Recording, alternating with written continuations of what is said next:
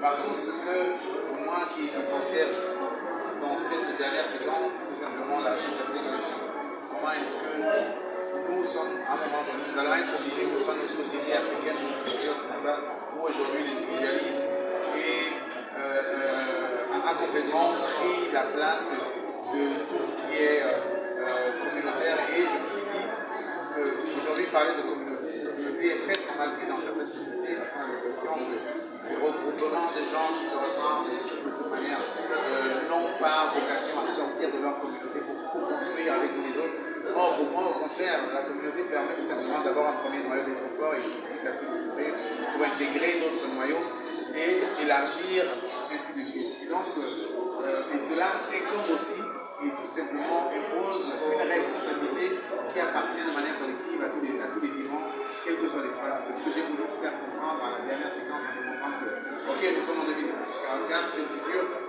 Après, dans le futur, nous allons revenir tout simplement aux valeurs qui pour moi sont des valeurs essentielles. Et donc, la solidarité, la construction. Et la fécondité fait-elle partie justement de ces valeurs-là, puisque nous avons remarqué un détail sur la mur, la décoration, nous présentent justement des symboles scientifiques qui renvoient à la fécondité. Est-ce que vous positionnez comme un réalisateur, comme ce Camerounais ou africain qui encourage notamment la fécondité? En fait, pour moi, je pense que la fécondité, c'est une question d'espace social et qui correspond tout simplement à la réalité des espaces. Et moi, je suis pas, j'ai pas envie de dire aux gens de faire des enfants ou pas, je laisse tout simplement les adultes de faire exactement ce qu'ils veulent. Et qu'aujourd'hui, on entend parler de la fécondité africaine dans d'autres espaces. Or, en réalité, quand on va regarder parallèlement aux superficies qui sont les nôtres et à la présence des vivants qui sont différents espaces, on se rend compte qu'au contraire, nos espaces sont complètement inoccupés. On prend un pays comme la Centrafrique, on regarde la superficie du pays, on voit qu'en fait c'est 6 millions d'habitants, on se rend compte que c'est un pays en fait qui est énorme par rapport au nombre d'habitants. Et je peux citer normalement des pays comme ça, africains. Donc, ce sont des questions qui sont biaisées et qui pour moi n'ont pas de sens parce que de toute façon, il n'y a pas de pays ou de dirigeants qui viennent tout simplement dire à certains humains de se comporter d'une manière ou d'une autre. Si on décide de faire plein d'enfants, c'est notre responsabilité. Si on décide de ne pas en faire, comme c'est le cas au Japon, on en fait peu, ou en Chine, et qui aujourd'hui d'ailleurs, la politique sur les enfants est complètement en train de changer. Et c'est beaucoup de pays comme l'Allemagne aussi, où le taux de nativité est vraiment très faible parce qu'on a des populations hyper vieillissantes où du coup on est obligé de faire appel à une grosse masse d'immigration pour venir remplacer parce que dans 30-40 ans, malgré tout ce qu'on raconte, on s'en rend compte que ce sont des espaces qui auront besoin de main-d'œuvre, qui auront besoin d'une population jeune, ce que tout le monde a envie au continent africain aujourd'hui. Donc, c'est des enjeux politiques qui correspondent parfois à des moments bien précis, à des carrières qui font qu'on nous assène tout simplement le fait que, ah non, le problème c'est les immigrés, ils font trop d'enfants, etc. Donc, sincèrement, je pense que l'immigration, la population se régule de manière naturelle comme ça. Donc, qu'est-ce que ça fait d'avoir son tout premier long-métrage mon premier court-métrage, c'est un honneur de passer le fait de diffuser mon premier court-métrage à la cérémonie d'ouverture et cela m'a touché énormément d'être là, d'être présent, de vivre ce moment. Moi qui ai été accompagné depuis le bas âge par les écrans noirs en tant qu'artiste musicien, passé par le royaume de Magas, j'ai appris avec ce moment de monter sur nos premières scènes devant le public,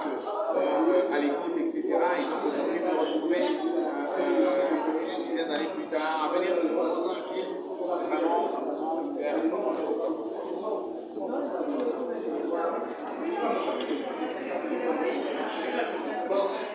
Derrière, en fait, ces tableaux-là qui mettent en lumière le rapport entre les sexes, en fait, moi l'idée était de dire qu'il ne faut pas se mentir, moi je suis un homme, mais nous vivons dans une société patriarcale encore aujourd'hui, où l'homme est le privilégié, et ce que j'essayais de mettre en perspective, c'est de dire et d'espérer que petit à petit ça va changer et que j'espère en 2044, à la fin, aura le même droit que les hommes, surtout dans nos espaces où c'est pas contrôlé, parce que